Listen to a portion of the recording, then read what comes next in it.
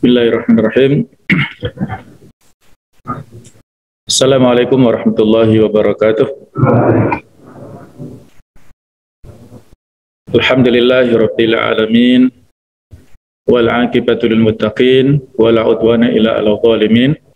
Asyhadu an la ilaha illallah wahdahu la syarikalah wa asyhadu anna Muhammadan 'abduhu wa rasuluh. Allahumma shalli wa sallim ala sayyidina Muhammad wa ala alihi wa ashabihi wa man sara ala nahjihi wa ta'abi ta'watihi ila yaumil qiyamah. Subhanaka la ilma lana illa ma 'allamtana innaka antal alimul hakim wa tub 'alaina innaka antat tawwabur rahim. Rabbi shrah li sadri wa yassir li amri wahlul 'uqdatam min lisani yafqahu qawli, amma ba'du.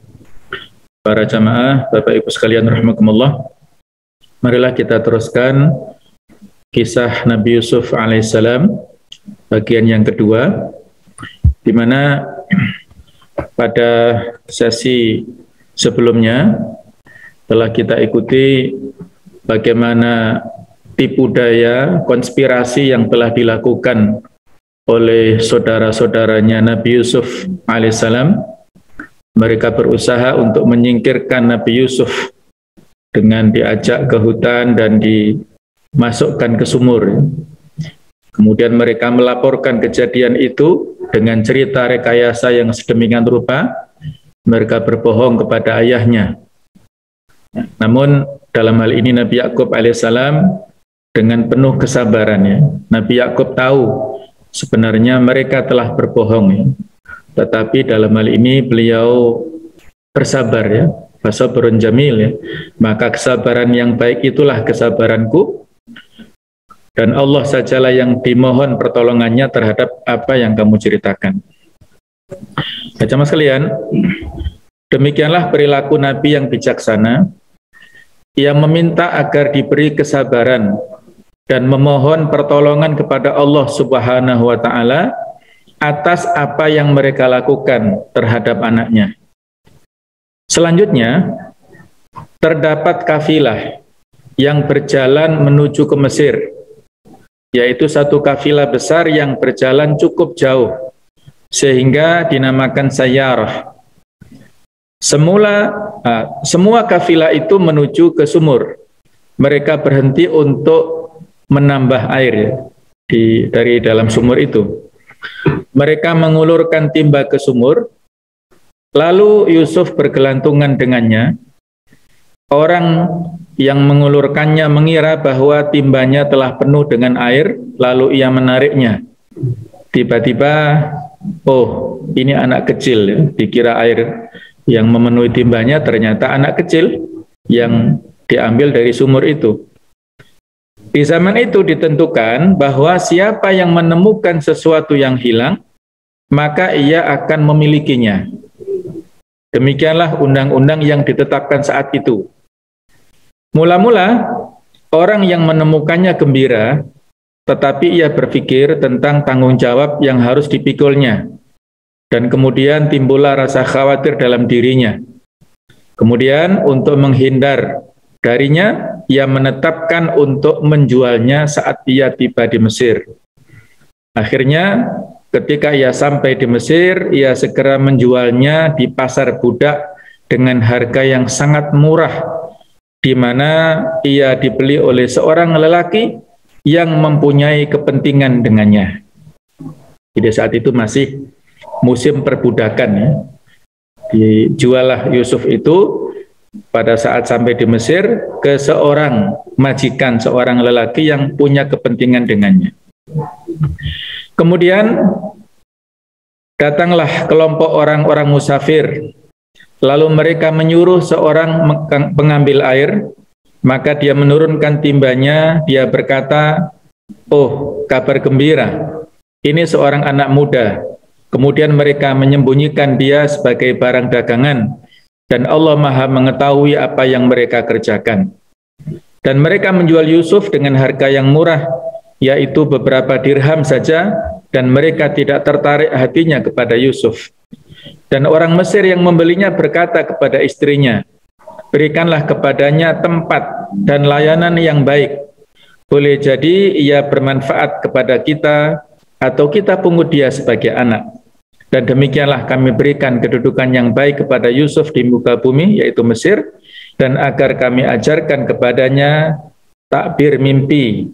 Dan Allah berkuasa terhadap urusannya, tetapi kebanyakan manusia tiada mengetahuinya. Ini ada di surat Yusuf ayat 19 sampai 21 ya. Kisah bagaimana Allah Ta'ala yang mentakdirkan Nabi Yusuf alaihissalam dengan cobaan yang demikian berat ya. Perhatikanlah bagaimana Allah mengungkapkan kandungan cerita yang jauh pada permulaannya.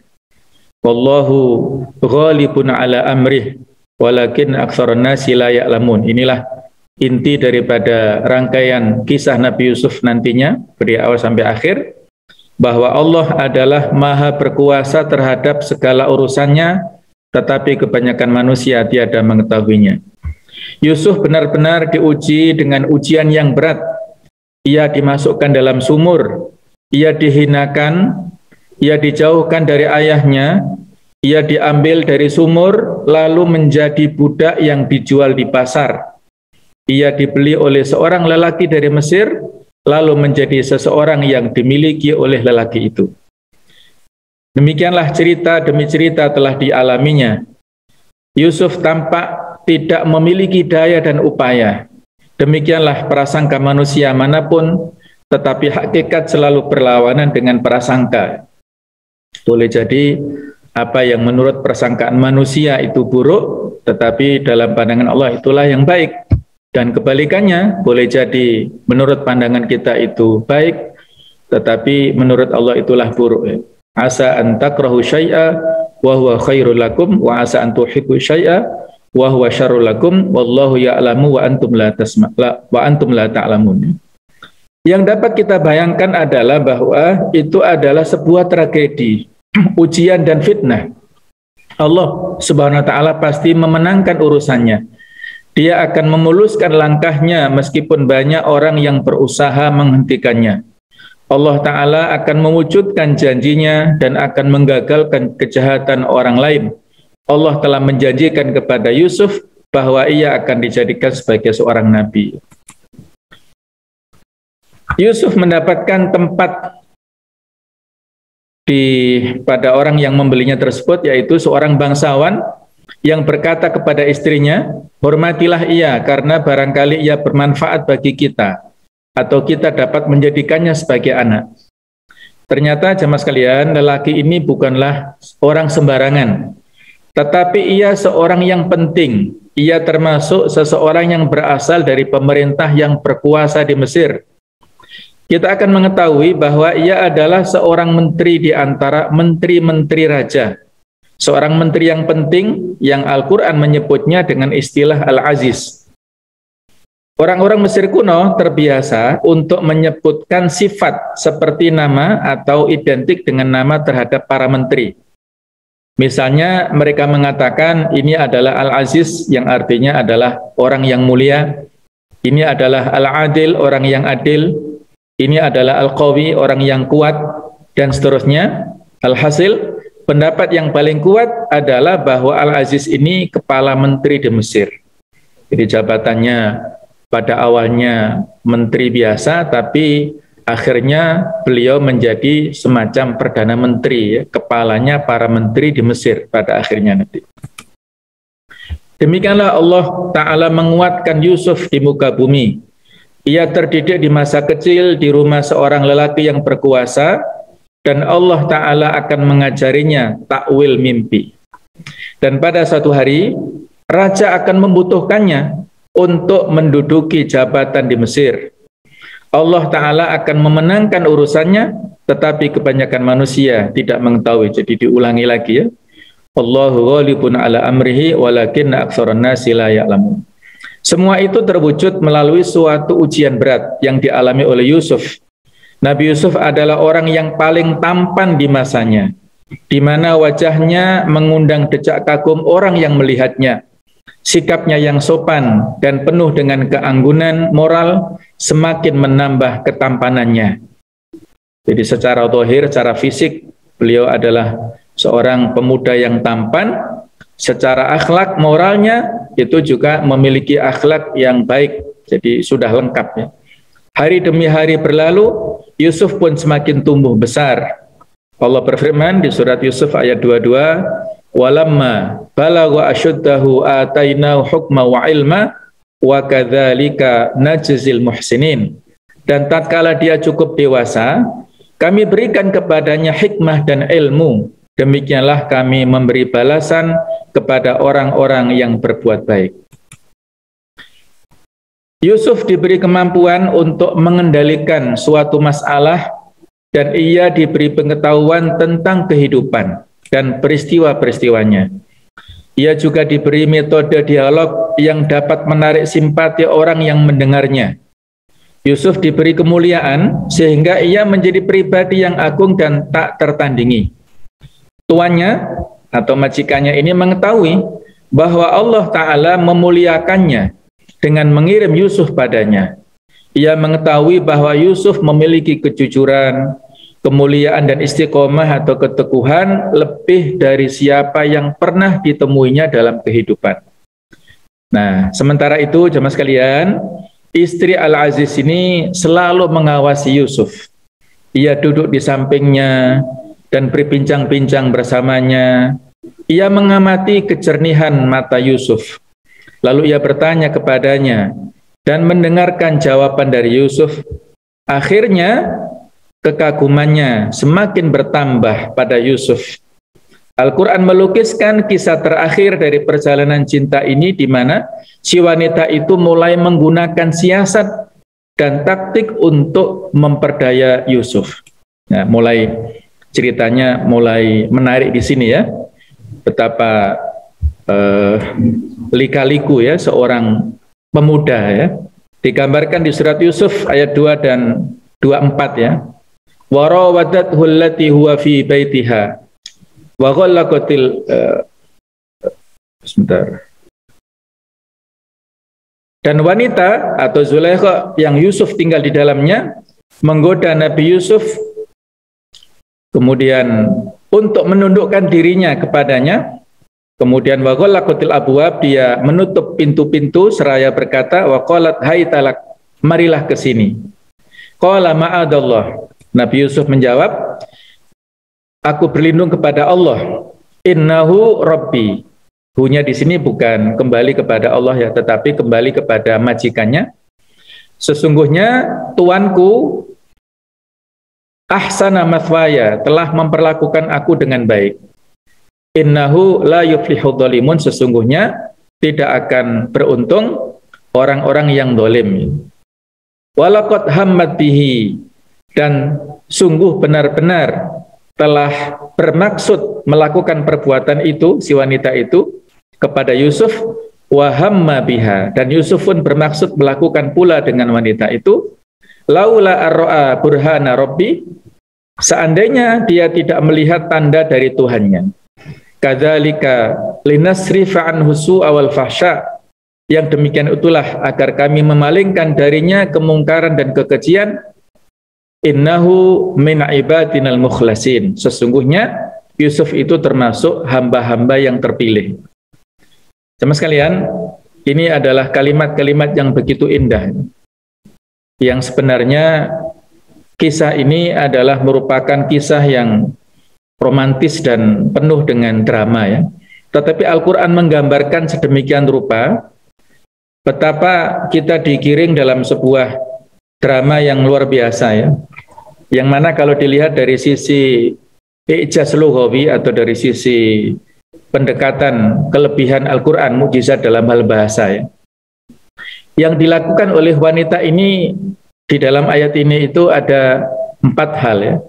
Jadi mohon maaf, ada 3 ya, ada 3 hal.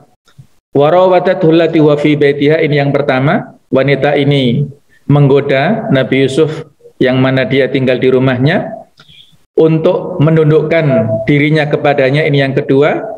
Kemudian yang ketiga adalah dia menutup pintu-pintu. Nah, kemudian dia mengatakan marilah ke sini. Jadi dia pertama menggoda, kemudian menutup pintu dan mengatakan hai talak. Nah, Kemudian yang dijawab oleh Nabi Yusuf juga 3 poin. Yang pertama adalah ma'adallah, bahwasanya aku berlindung kepada Allah. Yang kedua adalah dijawab dengan innahu rabbi ahsana mathwaya, sesungguhnya dia adalah tuanku yang telah memperlakukan aku dengan baik. Majikannya ya telah memperlakukan Nabi Yusuf seperti anaknya sendiri. Nabi Yusuf tidak ingin mengkhianati majikannya tersebut. Kemudian dikuatkan lagi dengan yang ketiga, innahu la yuflihu dzalimun, sesungguhnya tidak akan beruntung orang-orang yang zalim. Nah, kemudian pada ayat yang ke-24 ini terjadi perdebatan di antara para mufassir ya. Jamaah sekalian, Al-Quran tidak menyebut sedikit pun tentang berapa usia wanita itu dan berapa usia Yusuf saat itu. Kita dapat mengamati hal itu hanya dengan perkiraan. Ia menghadirkan Yusuf saat beliau masih kecil dari sumur. Dia adalah seorang istri yang misalnya berusia 23, sementara Yusuf berusia 12 tahun. Ini hanya perkiraan. Setelah 13 tahun, ia berusia 36, sementara Yusuf berusia 25. Apakah peristiwa itu memang terjadi di usia ini? Allahu a'lam. Tidak bisa kita pastikan, ini hanya semacam perkiraan ya. Karena pada endingnya nanti akhirnya Yusuf beristrikan wanita itu. Boleh jadi memang demikian, tindakan wanita itu dalam peristiwa itu dan peristiwa sesudahnya menunjukkan bahwa ia adalah wanita yang sudah matang dan cukup berani. Peristiwa ini yang diungkapkan oleh Al-Quranul Karim merupakan puncak dari peristiwa-peristiwa yang lalu yang sangat mengganggu daya imajinasi kita. Sungguh, istri Al-Aziz sungguh mencintai Yusuf. Ia merayunya dengan cara terang-terangan, lalu ia menutup pintu-pintu sambil berkata, "Hai Yusuf, kemarilah kau ke sini. Kali ini engkau tidak akan dapat lari dariku." Ini berarti bahwa terdapat peristiwa sebelumnya di mana Yusuf dapat menghindar darinya. Mungkin sudah beberapa kali dilakukan percobaan PDKT ya, tetapi Nabi Yusuf terus menghindar. Nah, kali ini ada kesempatan dari wanita itu untuk menutup kamarnya dan menjadikan Nabi Yusuf tidak bisa kemana-mana. Peristiwa sebelumnya tidak disampaikan dengan cara terang-terangan seperti ini. Yusuf telah terdidik di istana seorang menteri besar di Mesir. Anda bisa membayangkan bagaimana Yusuf tinggal di lingkungan yang mewah, yang dikelilingi dengan wanita-wanita cantik. Yusuf adalah seorang pemuda yang dibeli oleh suaminya dan menjadi budaknya. Ia memanggilnya di tempat tidurnya dan memerintahkannya untuk menghadirkan gelas minuman misalnya. Atau tampak padanya bajunya yang tipis, atau ia menampakkan padanya kecantikannya, atau ia merayunya dengan rayuan yang biasa dilakukan oleh kaum wanita terhadap kaum pria. Nah, tetapi jemaah sekalian ya, dalam hal ini para ahli tafsir sepakat tentang keinginan wanita itu untuk melakukan maksiat ya. Walaqad hammat bihi ya, tadi sudah disebutkan, itu sudah sepakat wanita itu menginginkan Nabi Yusuf. Tetapi makna wa hamma biha, Nabi Yusuf menginginkannya, ini masih ada perbedaannya. Mereka para ahli tafsir berselisih pendapat tentang hasrat yang ada pada Nabi Yusuf ini. Ada yang mengatakan bahwa wanita itu memang ingin melakukan maksiat dengannya, dan Yusuf pun memiliki perasaan yang sama, namun ia tidak sampai melakukannya.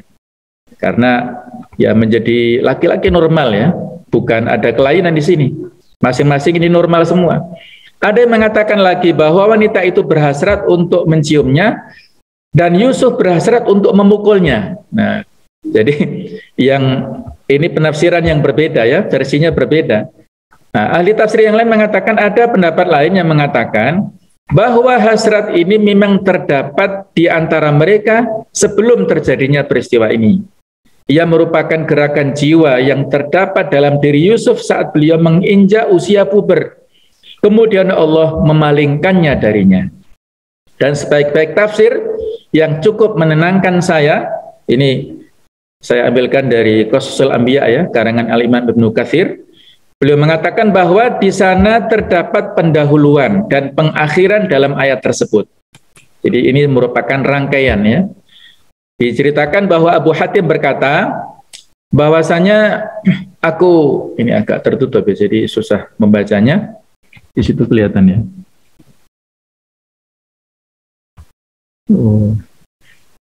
Jadi disebutkan bahwa Abu Ubaidah, dan ketika aku sampai pada firman-Nya, sesungguhnya wanita itu telah bermaksud melakukan perbuatan itu dengan Yusuf, dan Yusuf bermaksud melakukan itu pula dengan wanita itu. Abu Ubaidah berkata, ini berdasarkan pendahuluan dan pengakhiran, dengan pengertian bahwa wanita itu benar-benar cenderung pada Yusuf, dan seandainya Yusuf tidak melihat tanda kebenaran dari Tuhannya, niscaya ia pun akan cenderung padanya. Nah, saya kira tafsir ini sesuai dengan kemaksuman para nabi, sebagaimana ia juga sesuai dengan konteks ayat yang datang sesudahnya. Demikianlah agar kami memalingkan darinya kemungkaran dan kekejian, sesungguhnya Yusuf itu termasuk hamba-hamba yang terpilih. Jadi beliau adalah seorang manusia biasa ya, tapi karena beliau seorang nabi, maka diberikan kemaksuman, artinya dijaga oleh Allah Ta'ala, tidak melakukan hal-hal yang mungkar dan fahsya tadi ya. Kadzalika linasrifa anhu su'a wal fahsya. Nah, itulah kami telah memalingkan Nabi Yusuf dari kemungkaran dan kekejian. Innahu min ibadinal mukhlasin, ya, sesungguhnya Nabi Yusuf termasuk hamba-hamba Allah yang terpilih. Nah, teman sekalian, ayat tersebut menetapkan bahwa Nabi Yusuf ini termasuk hamba-hamba Allah yang ikhlas.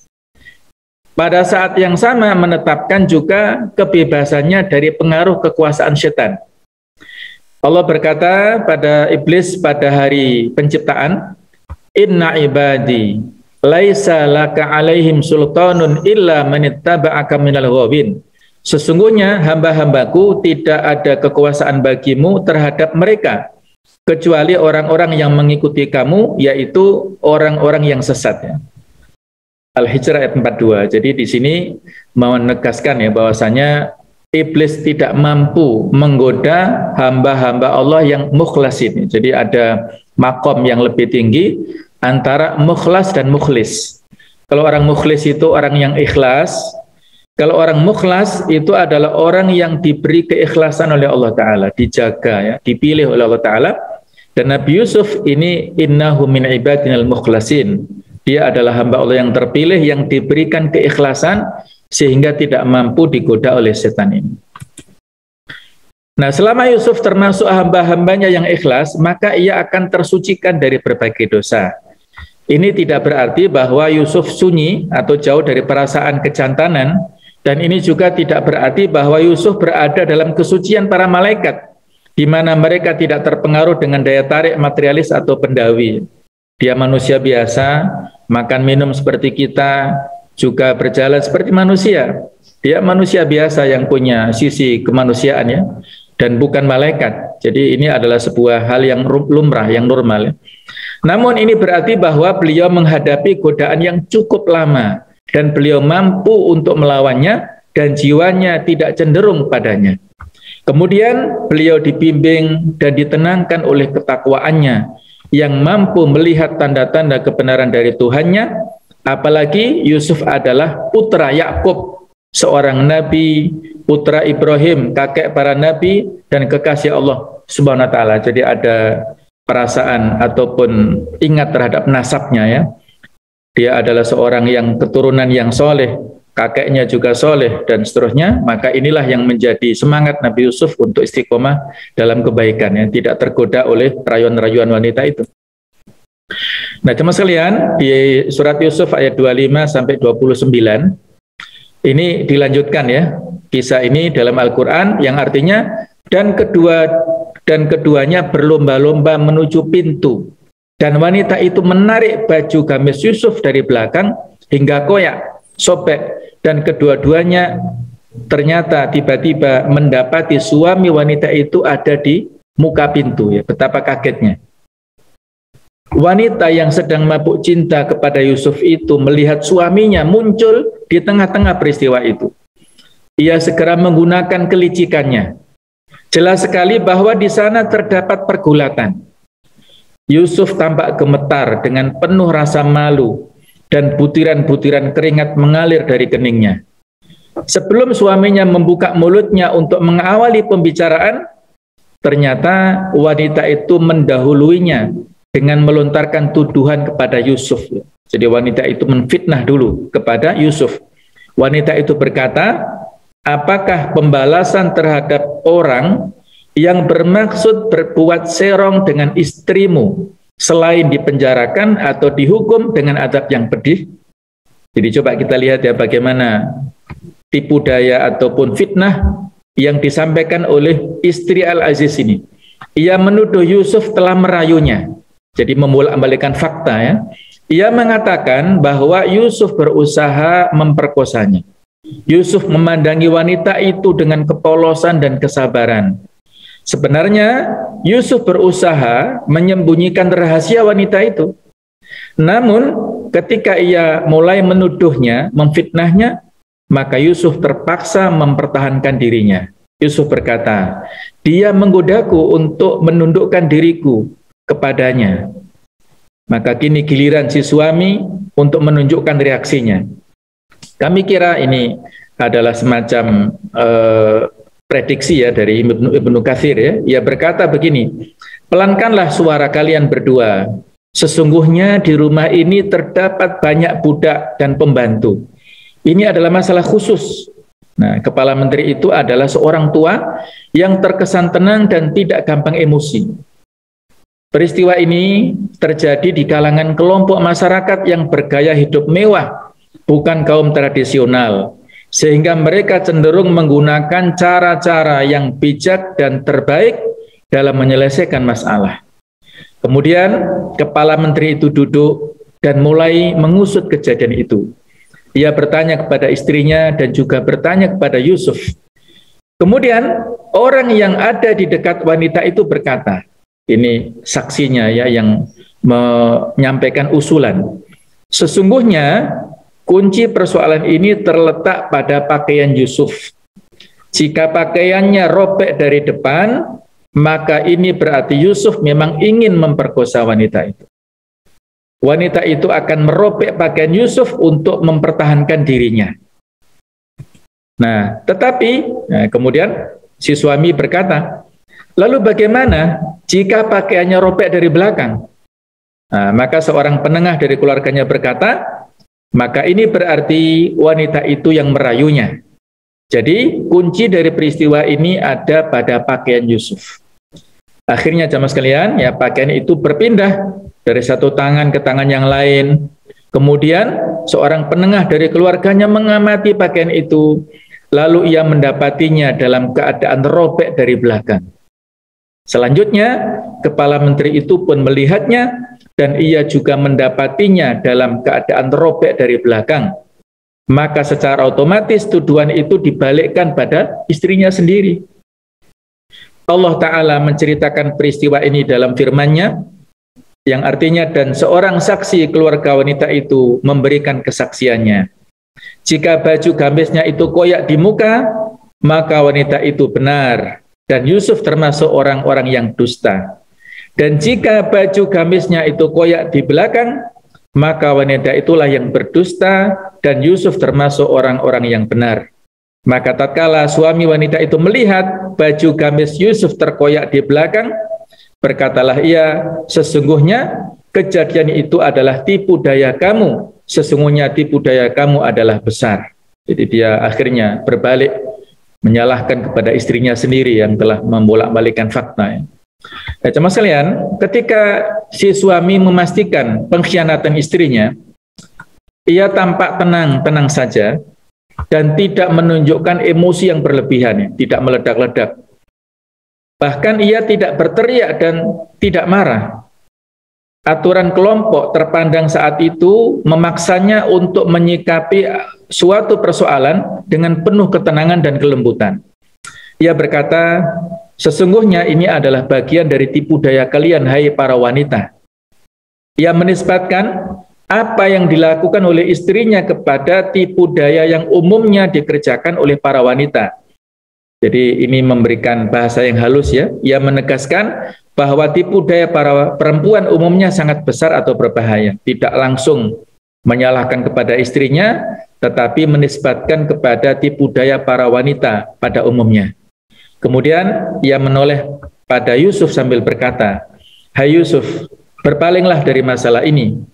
Lupakanlah masalah ini dan janganlah engkau terlalu peduli dengannya, serta jangan pula engkau menceritakannya." Inilah yang penting ya, yaitu menjaga hal-hal yang telah terjadi.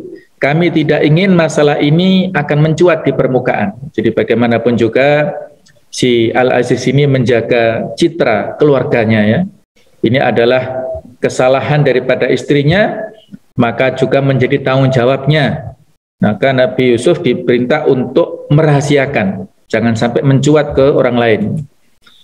Nah, ternyata jemaah sekalian ya, kemudian si suami merasa bahwa ia belum mengatakan sesuatu pun kepada istrinya selain pernyataannya yang berhubungan dengan tipu daya kaum wanita secara umum. Ia ingin berkata kepada istrinya tentang sesuatu yang khusus. Ia berusaha untuk bersikap keras pada istrinya, tetapi kekerasan itu berakhir dengan kelembutan yang terwujud dalam ucapannya. "Dan kamu, hai istriku, mohon ampunlah atas dosamu itu, karena kamu sesungguhnya termasuk orang-orang yang berbuat salah." Nah, setelah pernyataan yang pertama dan nasihat yang terakhir, si suami mengakhiri masalah tersebut, lalu Yusuf pun pergi. Tuan rumah itu tidak meminta perincian atau kronologis peristiwa yang terjadi antara istrinya dan pemuda yang mengabdi padanya.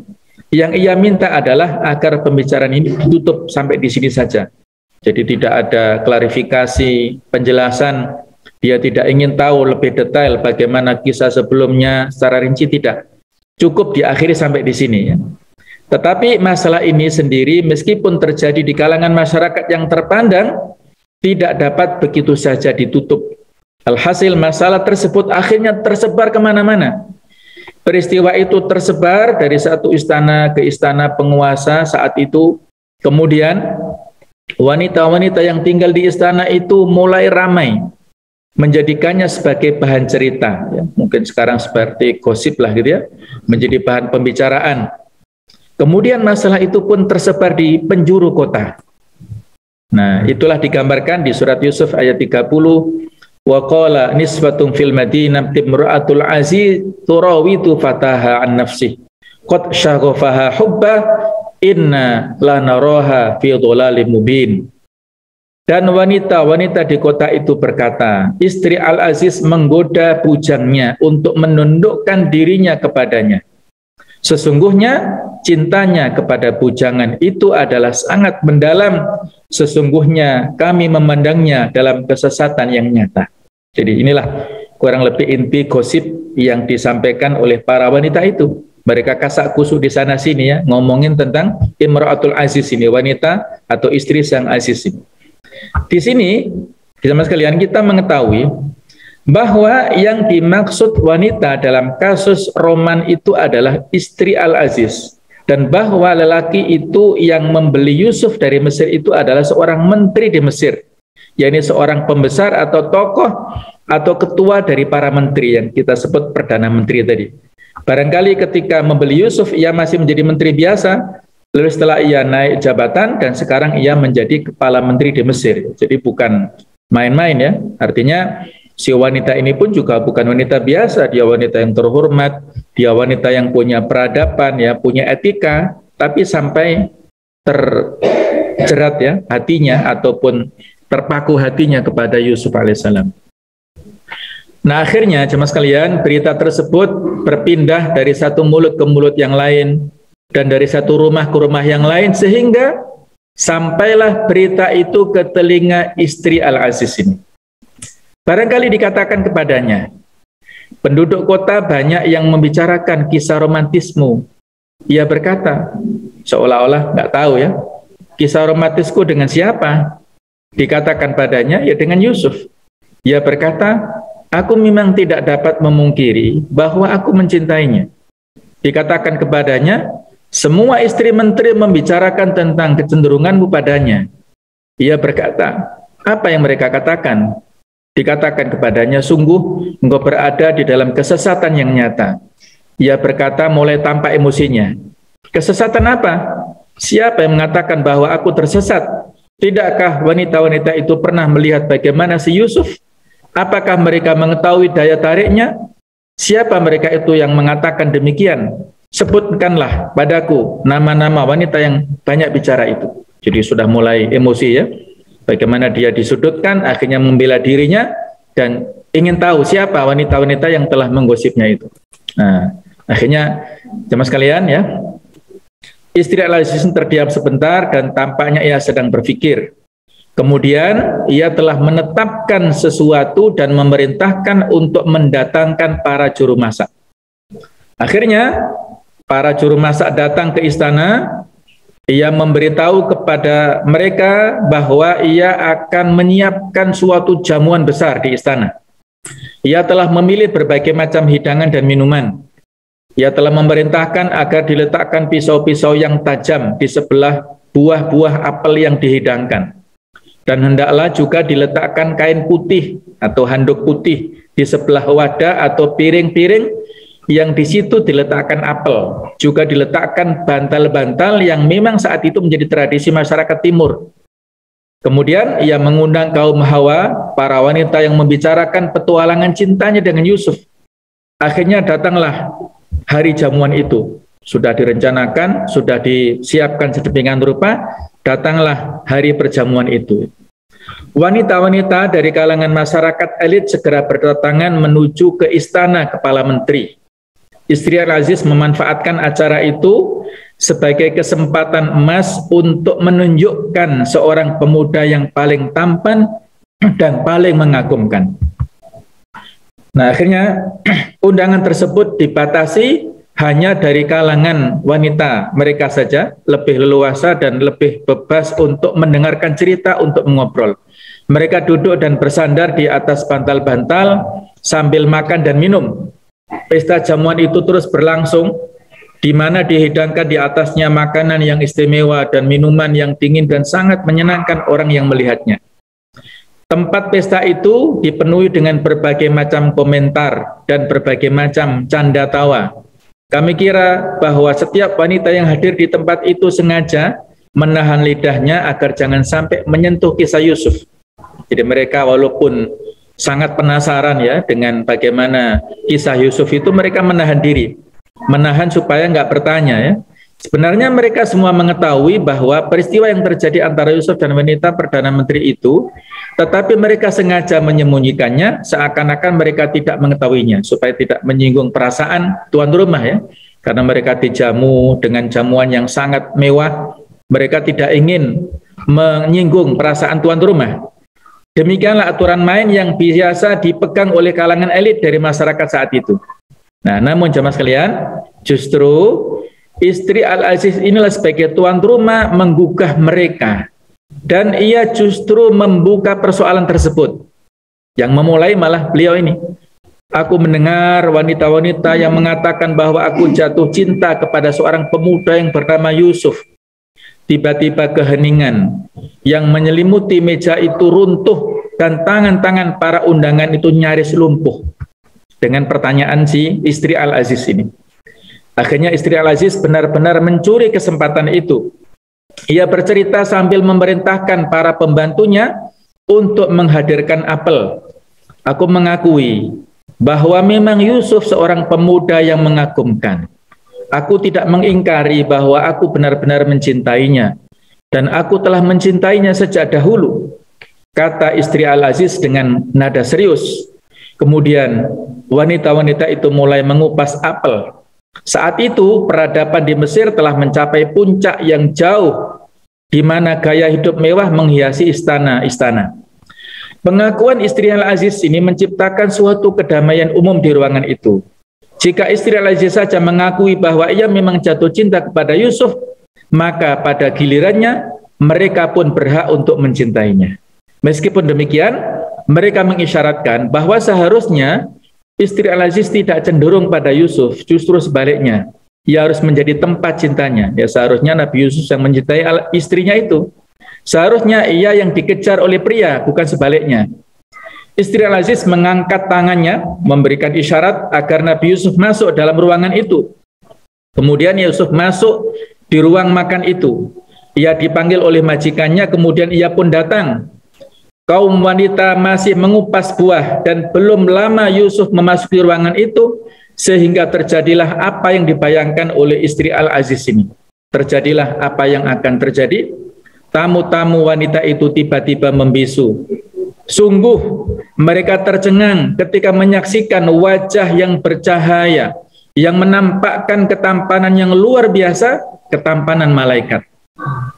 Wanita-wanita itu pun terdiam dan mereka bertakbir, dan pada saat yang sama mereka terus memotong buah yang ada di tangan mereka dengan pisau. Semua pandangan tertuju hanya kepada Yusuf, dan tak seorang pun di antara wanita itu melihat buah yang ada di tangannya.